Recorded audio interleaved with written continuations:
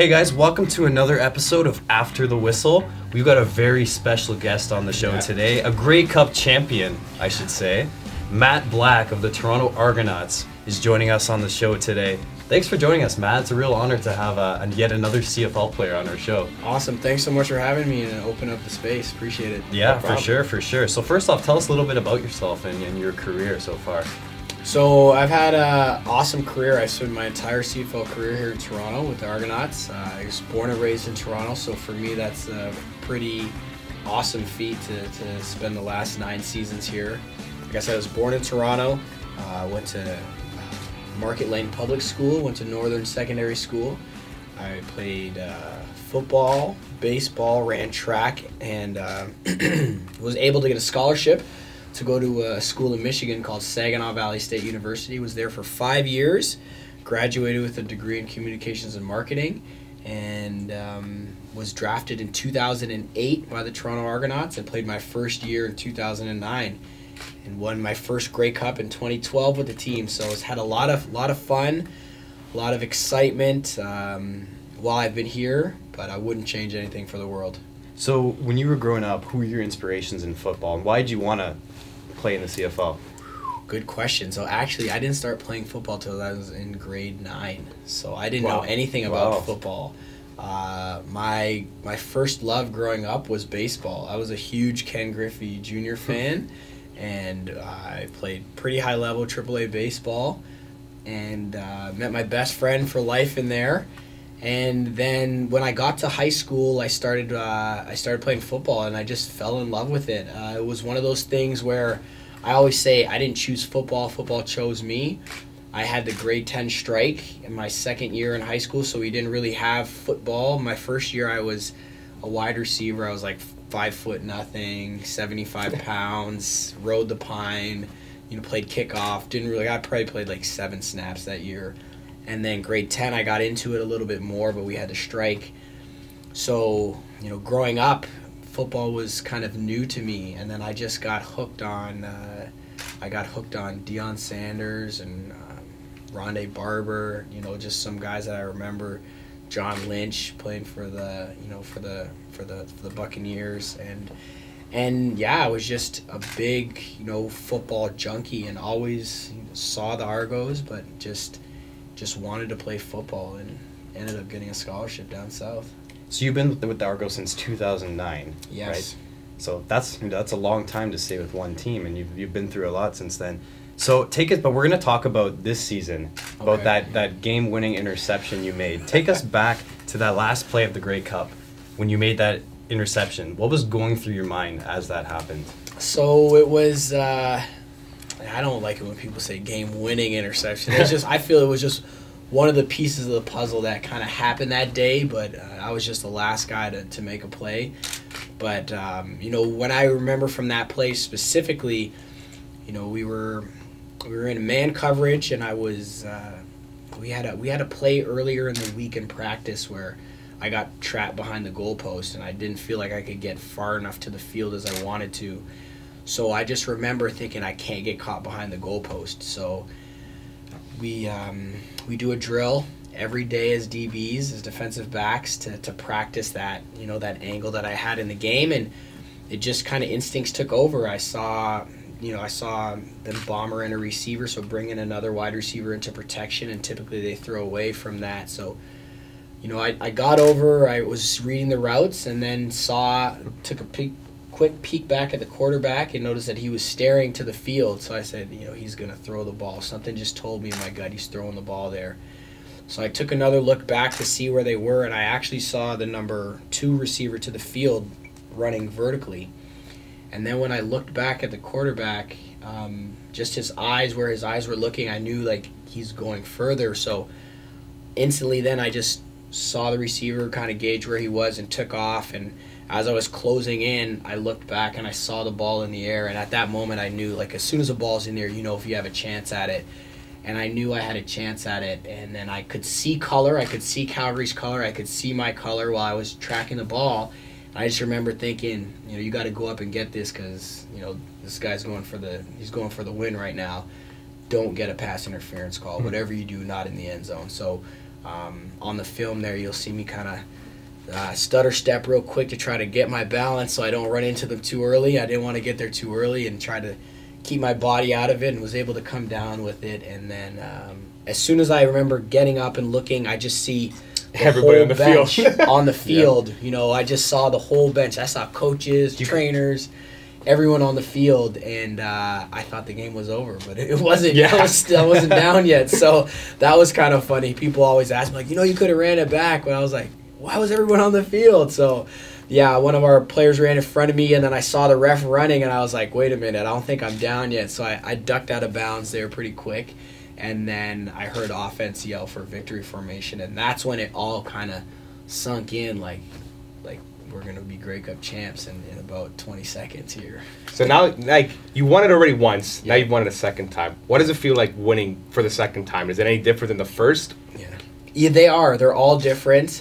This one, for me, it wasn't so much about the personal success this year. It was more so about helping guys achieve something that they haven't achieved before. Mm-hmm. And one of my coaches earlier in my career, Orlando Steinhauer, said, he found true happiness when he made the people around him better and help achieve their goals.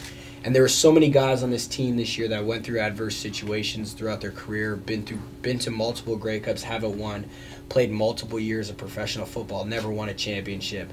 And to see the look on those guys' faces and to be a part of that journey and to experience that, for me, that was so special this year. And that's what I'm going to take with me forever, is just seeing the look on guys, Rico Murray, Cassius Vaughn, Jermaine Gabriel, Bear Woods, seeing the look on those guys' faces when they get the Grey Cup in their hand, that trophy, and just how accomplished they feel. That to me is sweeter than anything else that I've experienced, in my playing career today.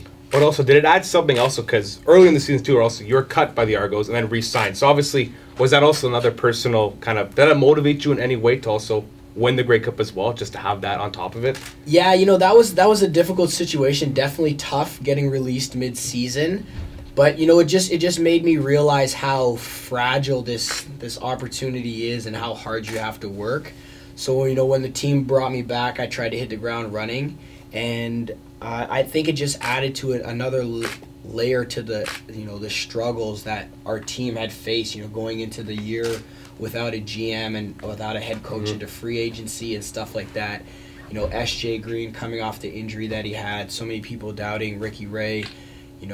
There's so many stories of adversity and struggle on that team. I think mine just kind of blended in, was another part, and I think that's the one thing we did really well of this year, is that we used those as motivation as a whole. It wasn't just like individually. So for me, it was really great to come back and to be able to finish that year that way. It just made things that much more special. So you guys were the clear underdogs going into the playoffs, having a 500 season, right?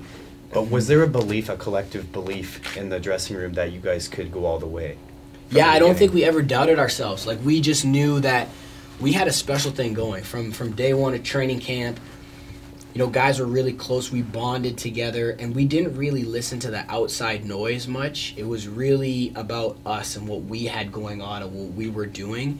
And we knew that we were kind of going in the right direction week after week, building something that was not only for, this season, but it was a culture that was going to last long after we were gone. And, that started with our head coach, Mark Trestman, and I think we carried that throughout the playoffs and into the Grey Cup. There was never a time that I felt like we're out of this game, like this is it, it's over. Especially, the week before when we played Sask and they ran that ball back, I think half the stadium probably thought this is it. They've taken the lead now, they're going to go down. But one thing I've learned, when you have Ricky Ray as your quarterback, you can never count him out. And same thing with the Grey Cup. Going down there, it looked bleak. I definitely was thinking, if they score here, it's going to be tough. But I also was thinking at the same time, somebody's got to make a play. Which one of us is it going to be? And, Jermaine and Cleon knocked that ball out, and Cassius picked it up and ran it back. So we had so many guys that stepped up, and I think that was really one of the special things about our team, is that we never let the outside noise impact the way we thought and believed in ourselves, and that was evident, I think, with the way we finished the year. And what did you think of the reception from the fans? Because from my understanding, there was, for the Grey Cup game, it was like a sold-out crowd. There was more fans than there had been all season. Mm-hmm. And the reception was obviously great. Like, fans went crazy as you guys won. Mm-hmm. One thing I thought was funny was when James Duthie called everybody. He was calling just your coach to the stage, and you guys all went up and, like, hounded him. They were showing that on TSN the day later. I thought that was really funny. Well, I think that's just a testament to our team. That's how we are, right? We were so close. It wasn't just about one person or one play. It was about us. That was us being us at our, 100% truest moment. We were a really close-knit group of guys. And it was really cool for me to sit back now and kind of watch the media and stuff and to see that coming through, because that's the way I think most of us felt. I definitely felt that way in the locker room on a daily basis, that this is a really close group of guys that really care about each other's success. And, it was really cool to see that just kind of organically happen. Like, Depot called us all up on the stage, and there was like a pack of wild dogs getting some food, right? Everybody just ran up on there so quick.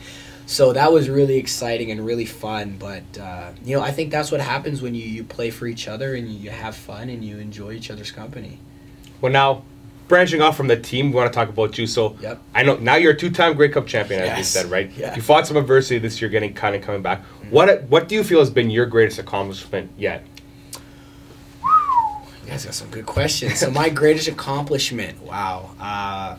I think, first of all, being a father is the thing that I'm the most proud of. I have an awesome, beautiful wife that is a great example to our daughter. But that, to me, is that is your true legacy. Mm-hmm. When you're a parent, you can accomplish a lot of great things, but the way you raise your kid, the relationship you have with them, the bond you have with them, that's a true testament to your legacy. So for me, that's the most important part of this all, and those are the people that I do it for. My mom, my dad, brother, sister, my wife, and my daughter. Those are the people that are nearest and dearest to me. So I like to have my daughter around so that she can partake in all of this and have those experiences as she grows up. And when when we get older in life, she can look back on those things. So for me, that's my greatest accomplishment, and I think that will be the greatest accomplishment that I ever do, no matter what I accomplish in life. Being a father, being a present father, and being, involved in my daughter's life on a daily basis is the most important thing.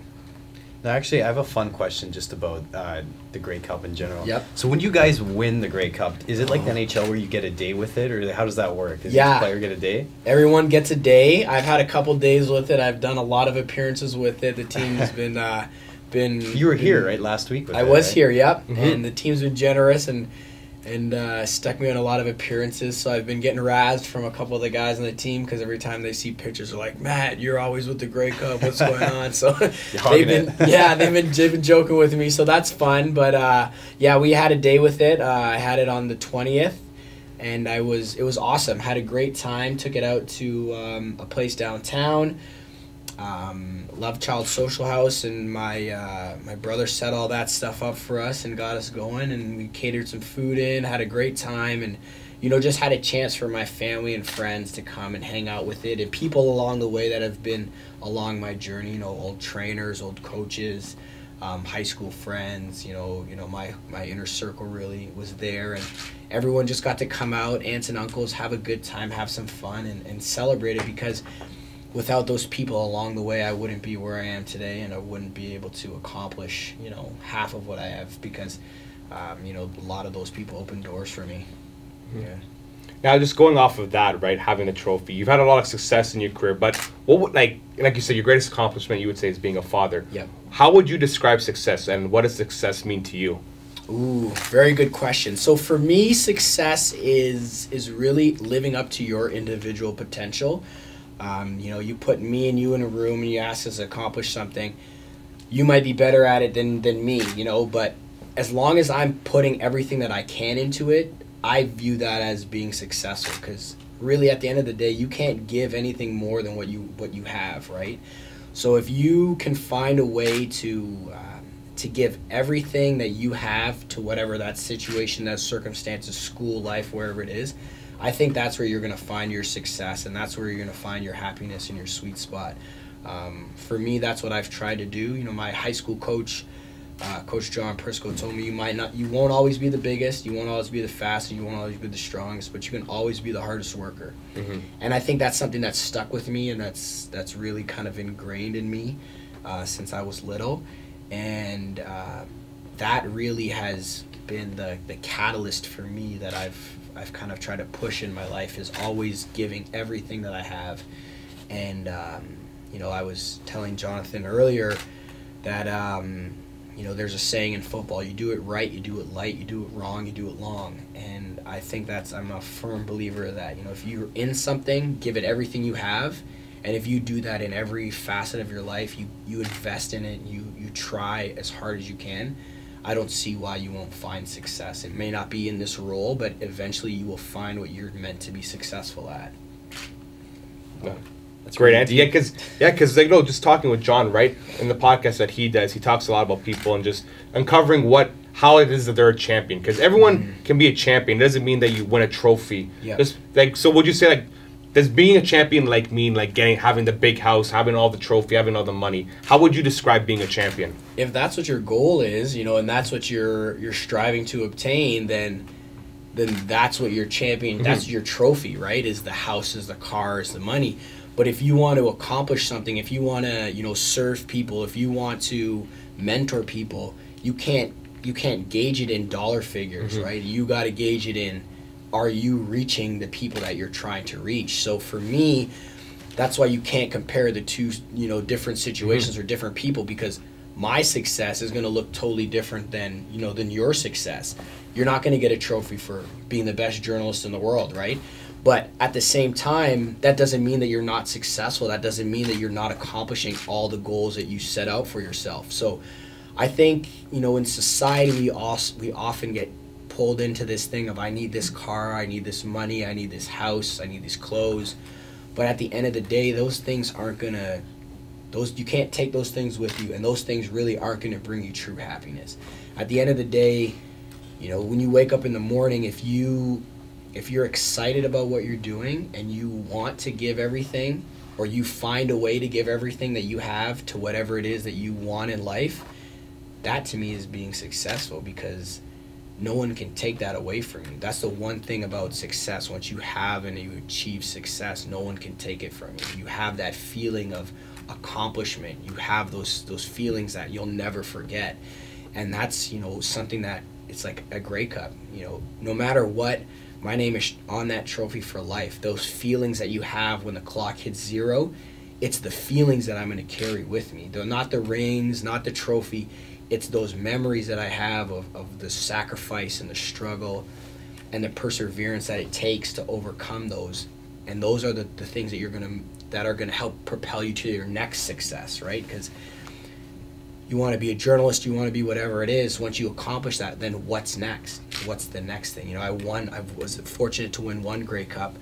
You know, I wanted to be a multiple Grey Cup champion. I was able to accomplish that. You know, when my football career ends, what's next? How do I find success next? And that's kind of what excites me about, you know, this opportunity coming up in 2018, and with this team that just won a Grey Cup, is how do we deal with success, and how do you stay motivated and kind of avoid complacency, because that's something that we all run into, right? You have success, and then it's easy to become complacent. But you see those people that really accomplish great things, you know, Tom Brady's, Kobe Bryant, you know, those athletes that I think about, they just have that innate ability to constantly push themselves and continually find success. So just to wrap up, what's your prediction for the Super Bowl? Ooh, Super Bowl, good prediction. You know what? I think Tom Brady is going to do it. I think New England's going to pull it off. I think Philadelphia, their offense has to play very well against New England's defense, because if Tom Brady and their offense get rolling, Philadelphia's defense is going to get tired, and they might withstand the storm for the first half. But We all saw what Tom Brady was able to do in the second half last year, and just kind of blow the roof off the building, right? He can end the game at any time. Exactly. So I just think he's playing too well right now to lose, and that team is playing too well right now to lose. If they protect him and they do what they're supposed to do up front, I think it's gonna be a close game, but I think New England pulls it out. You have to play an absolutely perfect game to beat New England, in all better than perfect. I agree with you. Did you have a pick before the Super Bowl? Like, who was your pick to go to make it to the final? Buffalo Bills. No. Buffalo Bills. Honestly, I don't follow the NFL religiously, but over the years I've become like a Tom Brady fan just because what he's been able to accomplish.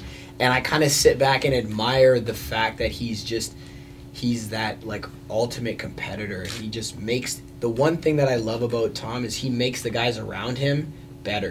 This year he had so many injuries on that team, and guys performed and they're back in the Super Bowl, right? So it just seems like there's one constant, there's a couple constants there. Bill Belichick and Tom Brady and everyone else around them just find success. So it says a lot about them, and it says a lot about their competitiveness and their their leadership qualities and who they are on and off the field. So just one last thing, just ending with success, because with our school we're doing a project, and one of the themes for that project is success, and what does that mean to other people. So you kind of touched on it earlier, but what would you say to other people? Like, what would your advice be for them to be successful in their life? Ooh, very good question. So for me, being successful, Jonathan talks about this a lot, is finding your purpose. I think to be successful in life, you got to find your purpose. And the most successful people in life that I know are in their purpose. Like, we all have roles. We all do different things. One of my roles is being a football player. One of Jonathan's roles was being a football player, but his bigger role, his purpose is to serve and, to mentor people. And I think he does that, so that's his success. So finding what your purpose is in life, if you can ask yourself and figure out what your purpose is in life, you'll be successful, because you'll be devoting your time and energy into something that you're passionate about, that you think about when you go home, and you're doing for the right reasons, because you want to do it, because you love to do it. And if you do that, I don't think you'll work a day in your life, right? I really don't think you'll work a day in your life, because you'll want to be there, you'll be engaged, and you'll be eager. So that's my advice. Find your purpose, and enjoy it. And if you have purpose, you'll have passion, and with that will come hard work, and at the end of hard work is success. So. Perfect. Thanks so much for joining us today, Matt. Nice to meet you. Thank you. Appreciate it. Thanks for having me. Really appreciate it, guys. Thank you. Perfect.